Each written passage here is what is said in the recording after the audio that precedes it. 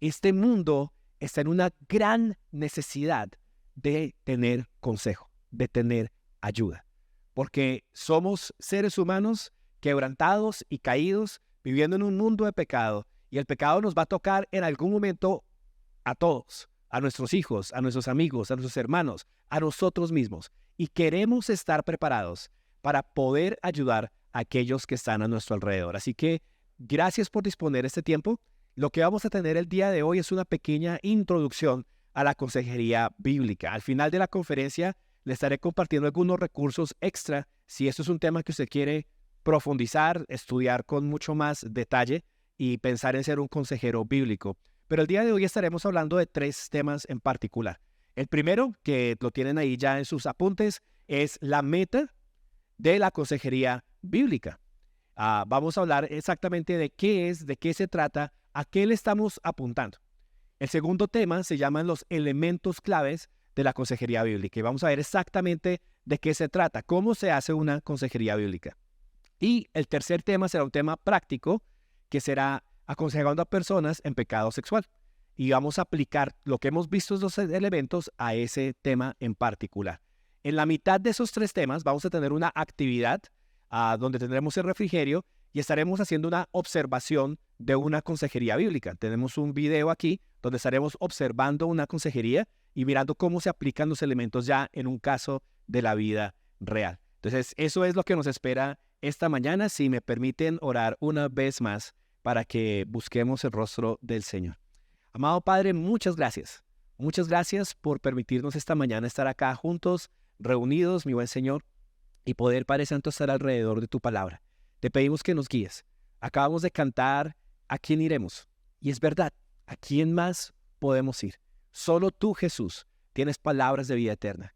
Solo tú tienes palabras para ofrecerle a todas las personas a nuestro alrededor que tanto la necesitan, mi buen Señor. Solo tú tienes palabras para amar, para cuidar, para restaurar, para levantar. Y te pedimos que seas tú, Padre Santo, hablando a nuestras vidas y a nuestros corazones hoy. Por favor, permíteme ser lleno de tu espíritu, hablar tu palabra con veracidad, con autenticidad, Padre Santo, y con poder tuyo y con denuedo. En el nombre de Jesús, amén. La meta de la consejería bíblica. Las metas son muy importantes, porque si usted no tiene una meta clara, nunca llega a ningún lado. O aún peor, si tiene una meta equivocada, va a llegar al lugar donde no esperaba. No sé si alguna vez le ha pasado esto, pero a mí me pasó en el momento menos oportuno posible. Era un domingo en la mañana, predicaba en una iglesia hacia el sur de Bogotá. No conozco muy bien, así que soy dependiente, pero absolutamente dependiente de Waze, pero dependiente. Entonces coloqué la dirección y arranqué. Y pasaron como 20 minutos manejando y dije, pero ¿será que sí voy para...? No sé, como que yo no voy para donde es, pero yo le creo a Waze. Y seguí. Pasaron los 35 minutos del viaje. Me fui con mucho tiempo porque dije, tengo que llegar temprano, hay que preparar, hay que estar listos. Y cuando llegué yo buscaba por todos lados el local, pero yo decía, no está acá, pero ¿por qué?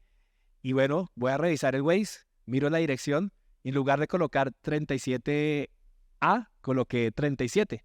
Y yo, uy, estoy donde no es.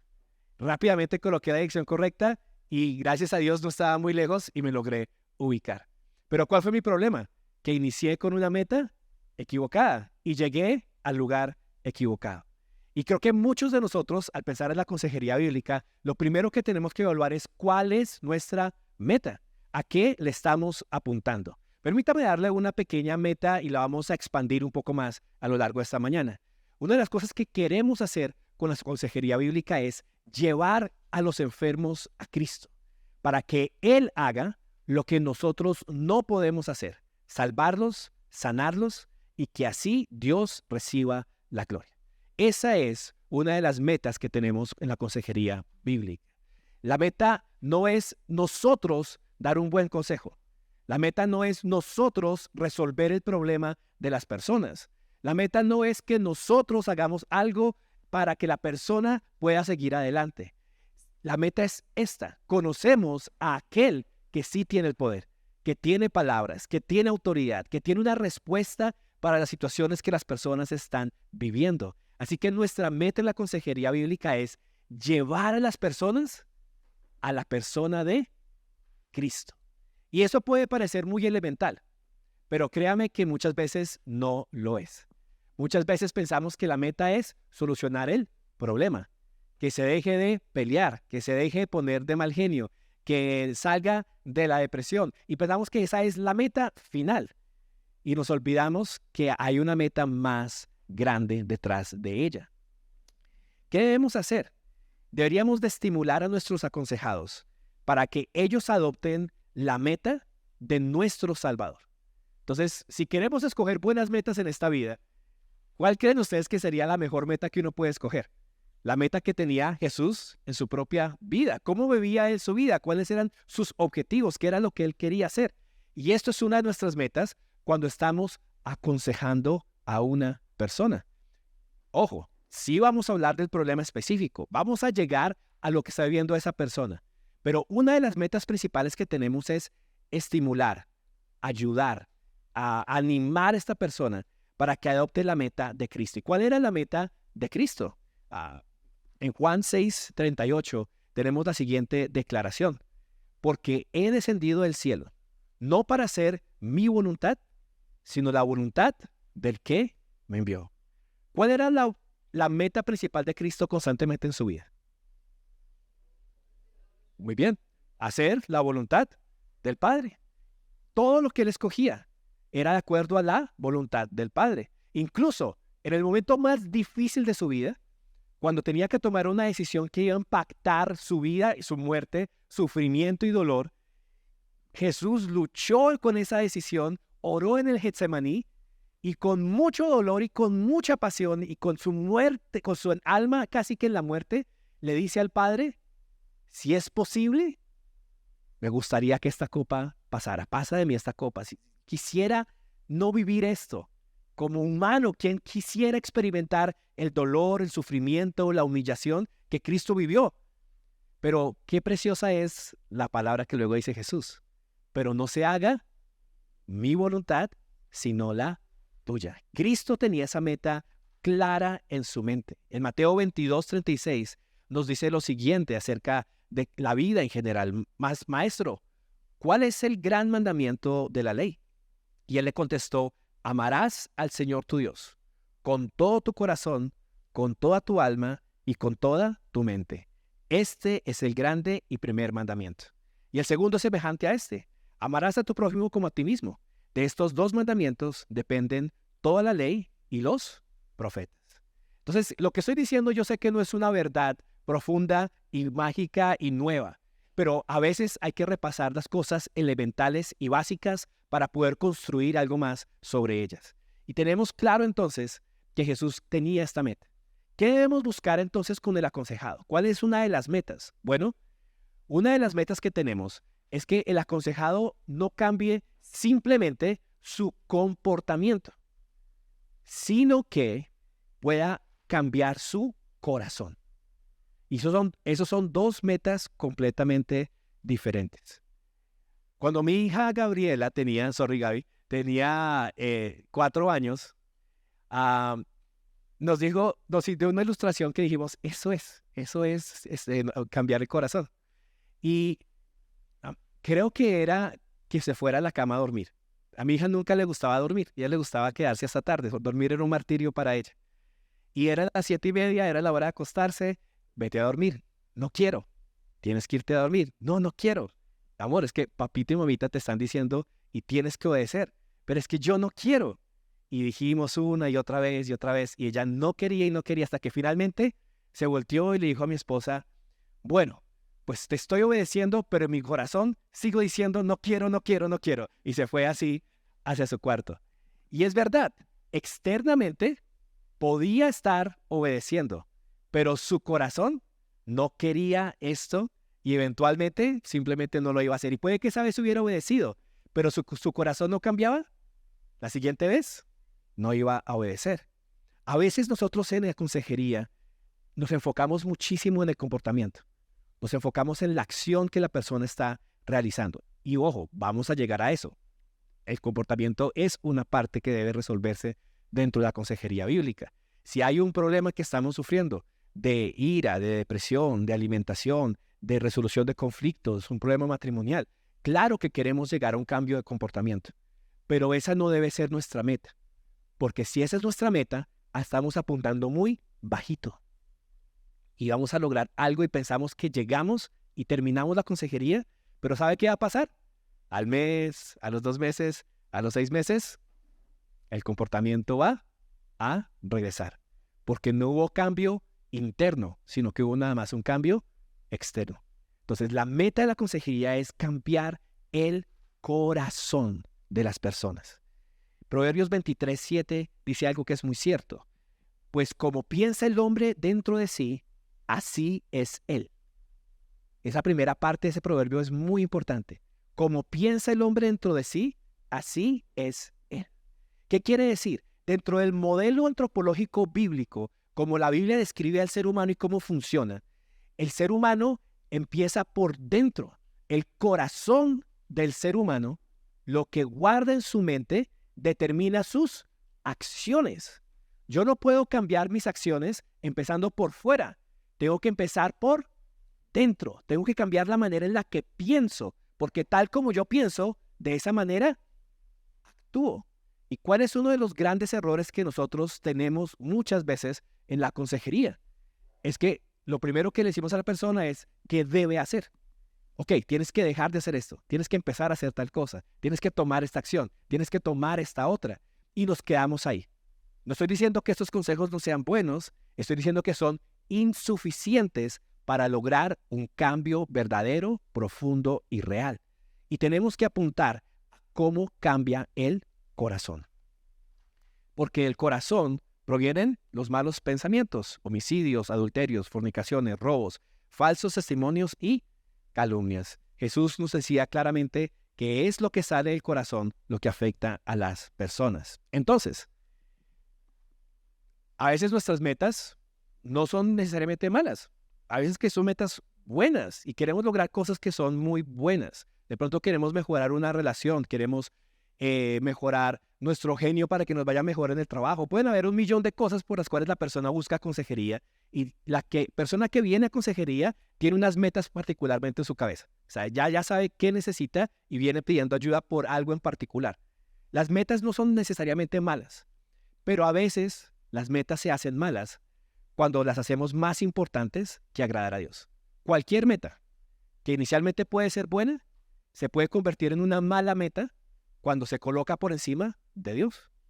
Puede ser la meta más noble posible, ¿sí? Como por ejemplo, quiero estar bien con mi esposa, quiero tener una buena relación con ella. Es una buena meta. Pero si en algún momento mi relación con mi esposa, llega a sobrepasar mi relación con Dios, en ese momento esa meta se está tergiversando y estoy creando un ídolo en mi vida que va a afectar mi relación con Dios y que va a traer más problemas. En Santiago 4, del 1 al 2 dice, ¿de dónde vienen las guerras y los conflictos entre ustedes? ¿No vienen de las pasiones o de los deseos que combaten en sus miembros? Qué interesante esto, ¿no? Es un versículo que estaremos examinando con más profundidad más adelante. Pero fíjese que Santiago hace una pregunta que todos nos hacemos. ¿Por qué tanta pelea? ¿Por qué tanta guerra? ¿Por qué tanto conflicto? ¿No le ha pasado alguna vez en su vida? O de pronto no ha estado con una persona al frente suyo o un joven, una mujer, un hombre, una pareja que se haga esa misma pregunta, pero ¿por qué los conflictos? ¿Y a dónde empezamos a apuntar nosotros siempre cuando pensamos, bueno, ¿y de dónde viene el conflicto? Empezamos a apuntar hacia afuera. La culpa la tiene el dinero. Si tuviéramos más dinero, no estaríamos peleando. La culpa la tiene el tiempo. Estamos muy faltos de tiempo, entonces por eso es que estamos peleando y tenemos tantas dificultades. La culpa la tiene esta situación que sucedió el otro día. Entonces ese es el problema y por eso estamos peleando. Pero mire qué está diciendo Santiago. ¿De dónde vienen las guerras y los conflictos entre ustedes? ¿De afuera? No, ¿cierto? ¿De dónde vienen? De las pasiones, de los deseos que guardamos en nuestro corazón. Ustedes codician, hay un deseo que tenemos y no lo tenemos y por eso cometen homicidio. Estamos dispuestos a pecar en pos de conseguir eso que queremos. Y puede ser un buen deseo, puede ser que quiero paz, quiero tranquilidad. Pero si tú me estás robando la paz y la tranquilidad, estoy dispuesto a gritar, a ponerme bravo o a cometer alguna acción que llega a ser pecaminosa en pos de conseguir mi paz y mi tranquilidad. Esa pasión, ese deseo que yo tengo, se ha puesto por encima de Dios y me está llevando a tener conflictos con las personas. Son envidiosos y no pueden obtener y por eso combaten y hacen guerra. No tienen porque no piden.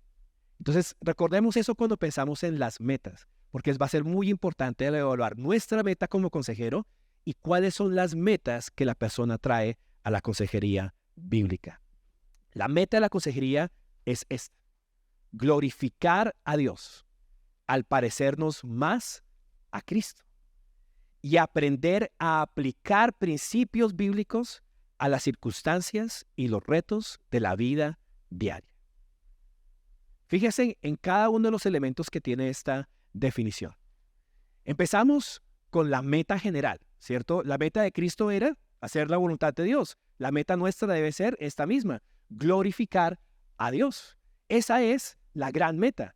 ¿Cómo glorificamos a Dios nosotros como seres humanos? La mejor manera de glorificar a Dios es a través de aquel de quien que dijo Dios el Padre: este es mi Hijo amado, en Él tengo complacencia, en Él me plazco. Es decir, si nosotros queremos complacer a Dios el Padre, ¿cuál es la mejor manera de complacer a Dios el Padre? Parecernos cada día más a su Hijo.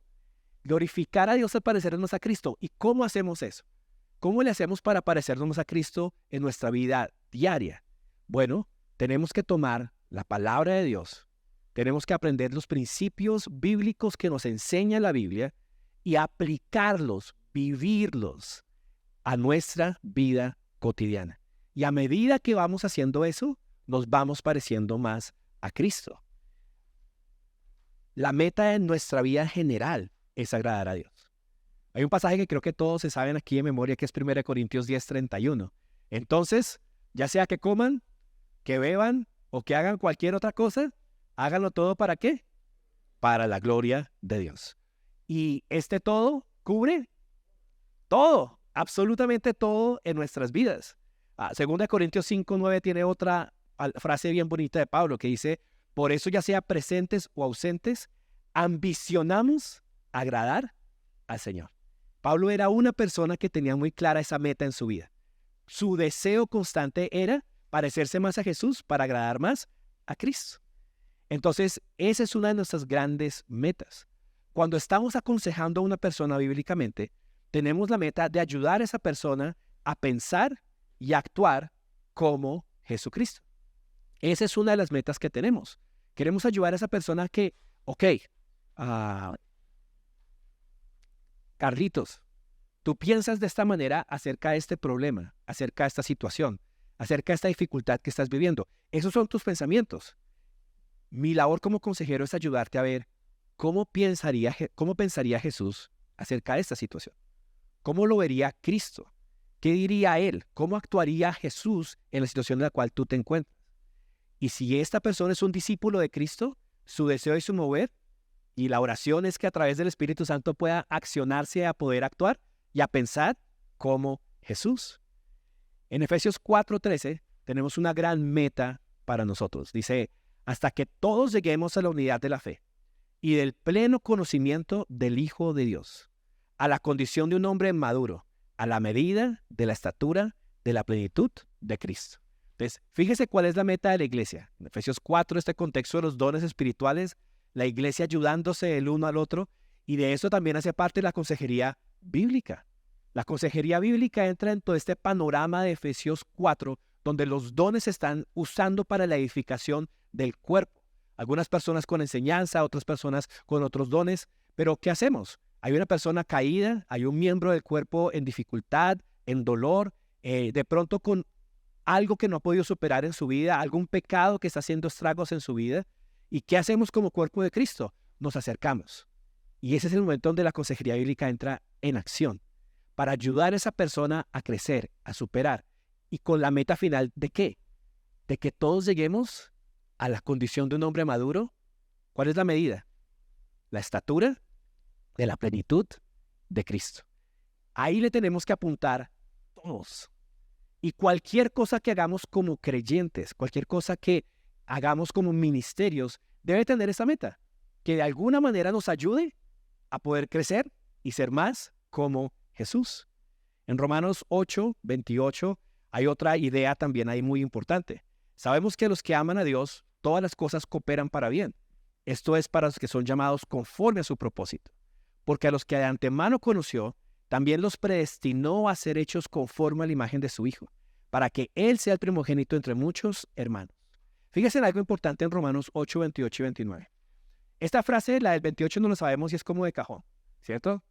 Pasa algo malo y un vecino que uno sabe que le van a decir en algún momento cuando está pasando por una mala situación, en Romanos 8, 28. Tranquilo, hermano, que los que aman a Dios, todas las cosas cooperan para bien. Eso es algo que citamos constantemente. Pero ¿cómo funciona este versículo?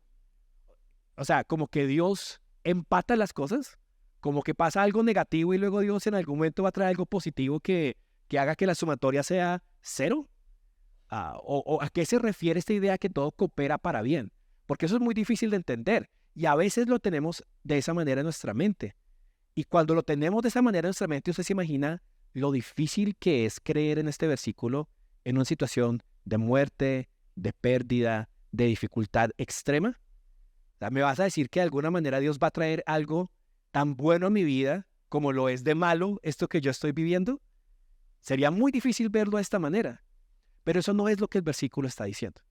¿Cuál es la razón por la cual las cosas que suceden en nuestra vida, todas las cosas, cooperan, trabajan para producir algo bueno en nuestras vidas? Bueno, porque los que de antemano conoció, también los predestinó ¿para qué? Para ser hechos conforme a la imagen de su Hijo. La mayor bondad que una persona puede tener en esta vida y en esta tierra es parecerse más a Cristo.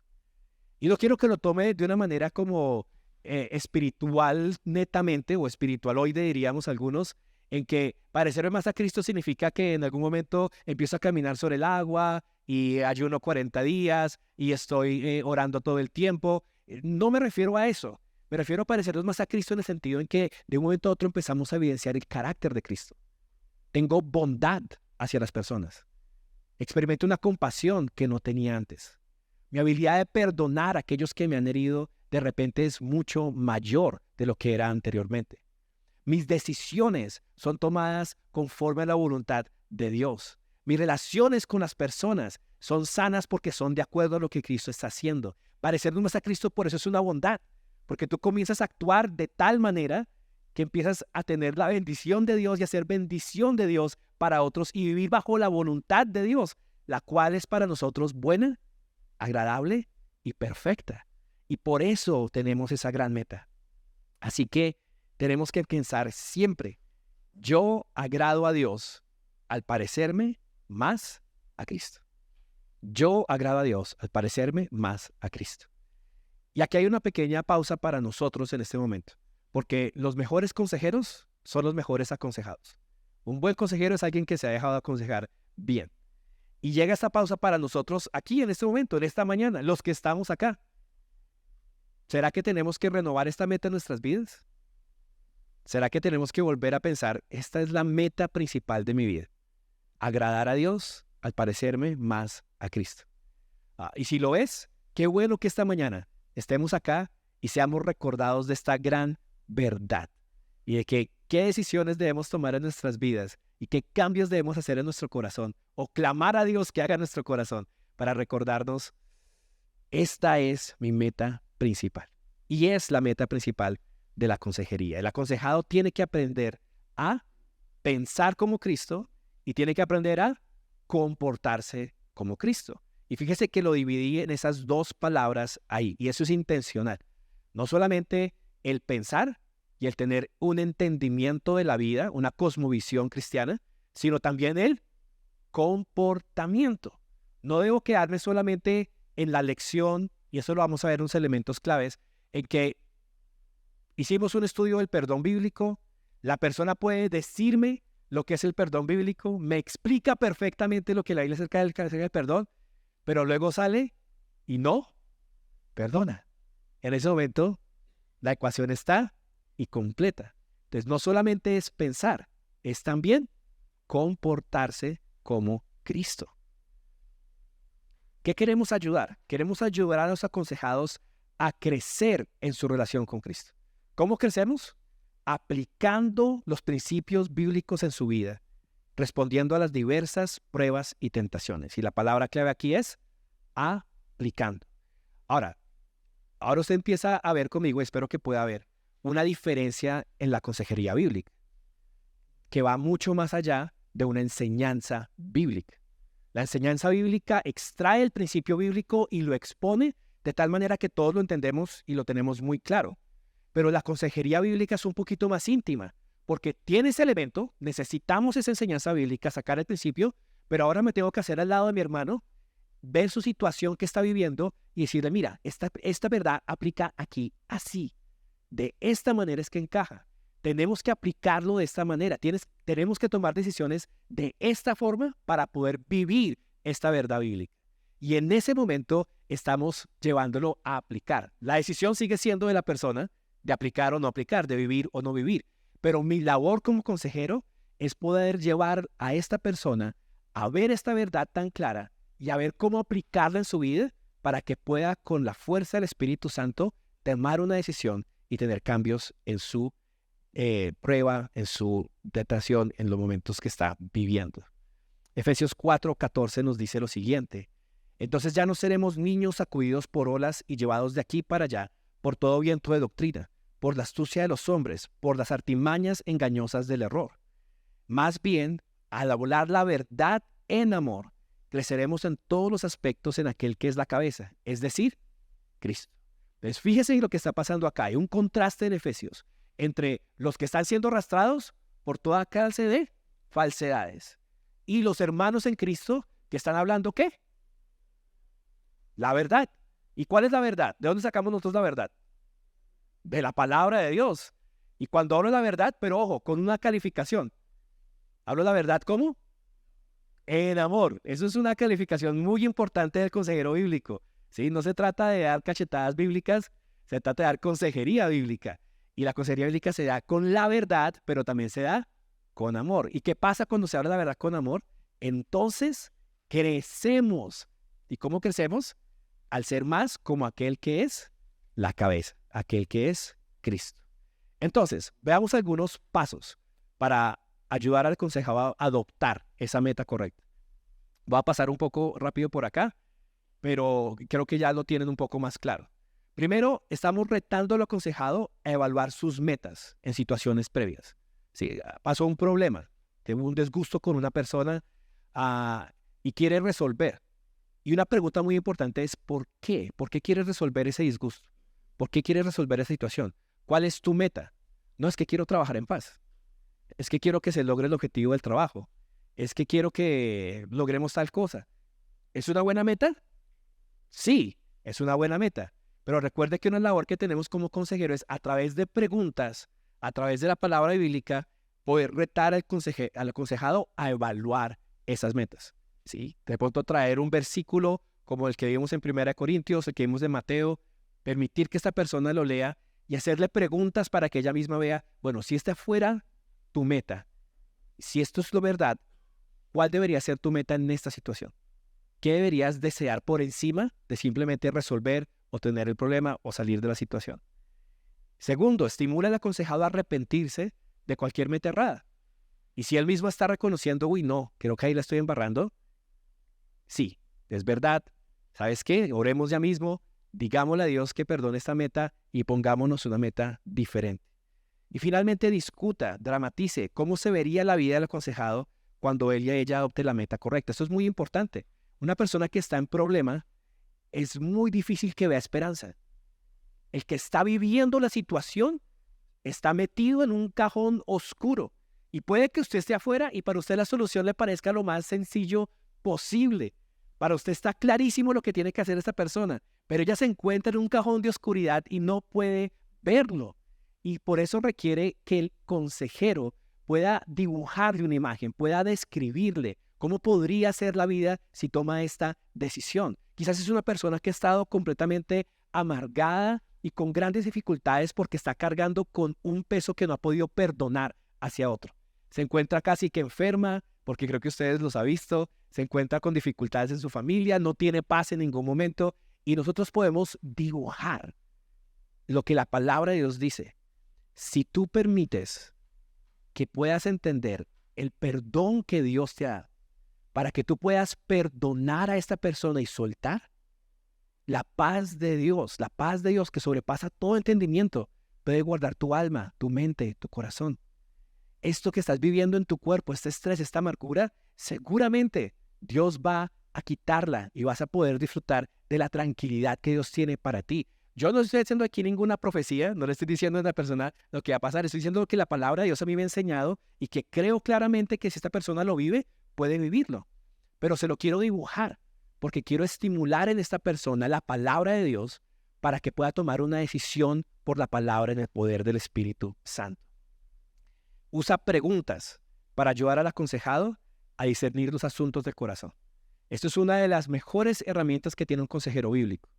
No se trata tanto de hablar, aunque sí necesitamos hablar la verdad, pero necesitamos aprender a desarrollar la habilidad de hacer buenas preguntas. Hagan buenas preguntas, porque no sé si a usted le ha pasado. ¿No ha tenido alguna situación donde usted se ha dado cuenta de algo por sí mismo y como que lo entiende mejor y cambia? Y otra situación donde le dicen, no, es que eso está mal. Y dice como, no lo veo mal. Como que no, yo no creo que esté mal. No me parece. Y no lo vemos, pero cuando uno lo logra ver por sí mismo, ahí sí es clarísimo y hace cambios rápidos en su vida. Y esa es la idea de las preguntas. Las preguntas buscan que la persona llegue a verlo por sí misma y no simplemente que yo se lo diga, sino que ella lo vea a la luz de la palabra. Y finalmente, asigne tareas específicas, de esto vamos a hablar en la segunda sesión, que puedan enfrentar las metas equivocadas del pasado. Otro elemento muy importante de la consejería bíblica son las tareas. Son las tareas. Las tareas nos referimos a que la persona pueda leer pasajes bíblicos, pueda tomar algunas acciones específicas, pueda leer algún libro, pueda tener tiempos de intimidad con Dios. Y son tareas específicas. ¿Por qué? Recuerde, la consejería no es una hora mágica. Usted no es un mago. Usted no es el que va a resolver los problemas de la persona. ¿Quién es el que va a resolver los problemas de esta persona? Dios, Cristo. Entonces, ¿a quién tiene que acudir esta persona el resto de la semana que usted no se ve con ella? A Dios, a Cristo. Pero ¿cómo lo va a hacer si no sabe qué leer, si no tiene ni siquiera ganas, si está metido en ese problema? Y ahí es donde el consejero asigna tareas buenas, detalladas, específicas, que le van a ayudar a esa persona durante esa semana a acercarse a Dios con un propósito específico, con una meta clara. Y de esa manera, leyendo la palabra, orando en ese tiempo, Dios va a transformar a esa persona. La transformación de la consejería bíblica no sucede en el momento de la consejería. Sucede por fuera. Cuando esa persona se acerca a Dios y Dios transforma su vida. Y eso es un cambio muy grande que nosotros tenemos que tener en nuestra mente. Porque de pronto nosotros no lo tenemos, pero mucha gente que llega a pedir consejo sí lo tiene. No sé si le ha pasado. Que llega pidiendo un consejo y quieren 1 hora y media y que en esa hora y media se resuelva todo. O sea, ya, o sea, como que necesitamos una consejería y la idea de necesitamos consejería es como que necesitamos sentarnos y así nos toca hablar 4 horas, pero este problema se soluciona con esta consejería y de aquí salimos ya arreglados. No. Algunas veces funciona de esa manera cuando el Espíritu Santo obra de manera poderosa en ese espacio, pero la verdad es que ese no va a ser la solución. Hay que pensar más a largo plazo. Hay cambios que hay que realizar.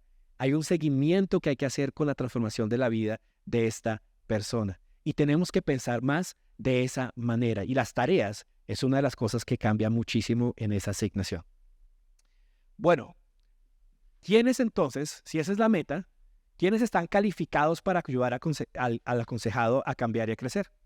¿Quiénes podemos hacer consejería bíblica? Digamos que si, bueno, yo sí quiero ayudar, yo quiero ser un buen consejero bíblico. ¿Cuáles son los requisitos? Primero, es alguien que reconoce las necesidades de la consejería bíblica. Y yo creo que usted ya calificó, porque está aquí sentado, lunes festivo a las 9 de la mañana. Usted dice, necesitamos esto, bien, check. Segundo, alguien que sea una persona espiritual. ¿Por qué calificamos a esta persona espiritual? Porque lo que vamos a hacer es una consejería que tiene que ver con lo espiritual. ¿Y a qué nos referimos con una persona espiritual? Bueno, primero que todo, un creyente en Cristo. Un creyente en Cristo es el que hace consejería bíblica. ¿Pero por qué? Porque debe ser alguien en quien gobierne el Espíritu Santo. Es un creyente que camina en el Espíritu, que es el que nos va a guiar y ayudar a discernir las verdades que hay en la palabra de Dios para aplicarlos a la vida de esta persona. Es una persona que desea restaurar al aconsejado. Y ese restaurar lo coloco en mayúsculas porque ese debe ser un deseo muy importante.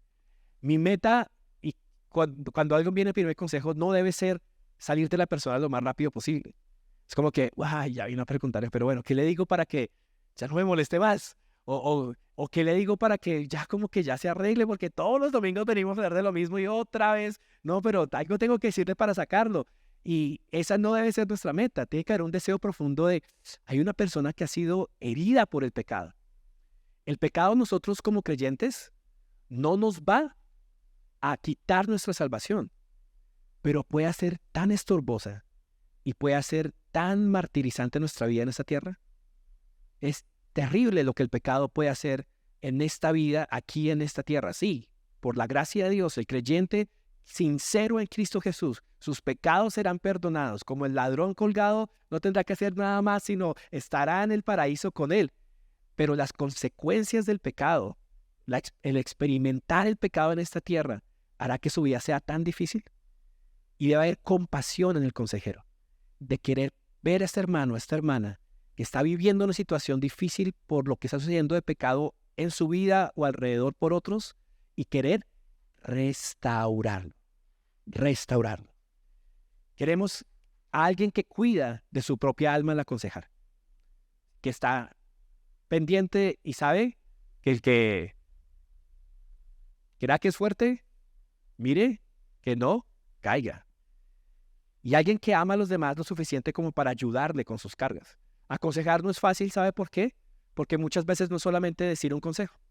Muchas veces requiere ayudar a la persona a cargar con lo que está llevando por un tiempo. Orar con ella, estar pendiente, llamarla. A veces requiere sacrificios de tiempo, sacrificios de espacio. Y tenemos que amar para poder hacer eso. Y finalmente, alguien que lucha por mantenerse humilde en el proceso de consejería. Muy importante que busquemos siempre la humildad. Y de esa manera podamos estar preparados para ser buenos consejeros. Entonces, fíjese que es muy importante nuestro carácter y nuevamente nuestro interior a la hora de dar buena consejería bíblica. Y nos falta un elemento muy importante. Esta parte nos califica, pero si yo quiero ser un consejero bíblico, ¿qué tengo que conocer muy bien? La Biblia. Tengo que conocer la palabra.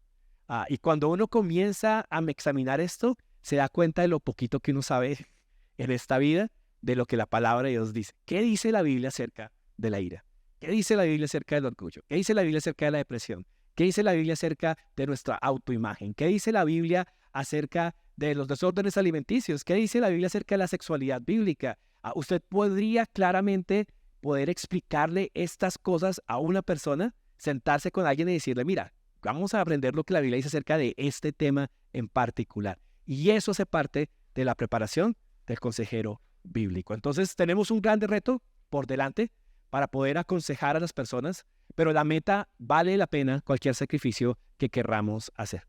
Que Dios nos permita tener ese deseo de ser buenos consejeros bíblicos. Porque, hermanos, se necesita urgentemente en nuestras congregaciones hombres y mujeres que estén dispuestas a esforzarse, a examinar sus vidas, a humillarse delante del Señor, a buscarlo a Él, y dispuestas a invertir su tiempo, su mente, su estudio, su dinero para prepararse y ser buenos consejeros bíblicos. Lo necesitamos muchísimo. Este es un mundo que está sufriendo grandemente y no alcanzan en las iglesias las personas para aconsejar a los demás. Entonces, qué bueno que usted esté acá esta mañana. Permítame orar por nosotros y que Dios siga capacitándonos y que siga aumentando en usted ese deseo de ser un consejero bíblico. Padre, gracias por esta pequeña mañana que nos has regalado y este espacio que nos has permitido pensar en cuál es la meta de la consejería bíblica y si estamos calificados para hacerlo. Señor, yo te ruego, yo te suplico que antes que cualquier otra cosa, tú seas examinando esta mañana nuestro corazón y que tú mires hacia nosotros y nos hagas ver cuál es la meta que tenemos en esta vida. ¿Con qué meta llegamos esta mañana, Señor? ¿Con qué propósito hemos venido este día aquí a la iglesia, mi buen Señor? Oh Rey, no nos dejes engañarnos a nosotros mismos.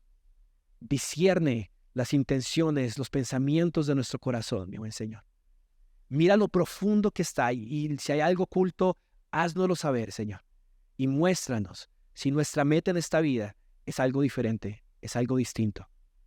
Y por favor, corrige esa meta, cámbiala, aclárala, afírmala y permítenos verte con claridad a ti y que nuestro deseo más profundo, nuestra meta más clara, nuestro anhelo más grande sea el poder glorificarte a ti y parecernos más a tu Hijo Jesús y ayudar a los demás a cumplir con esa meta. En el nombre de Cristo.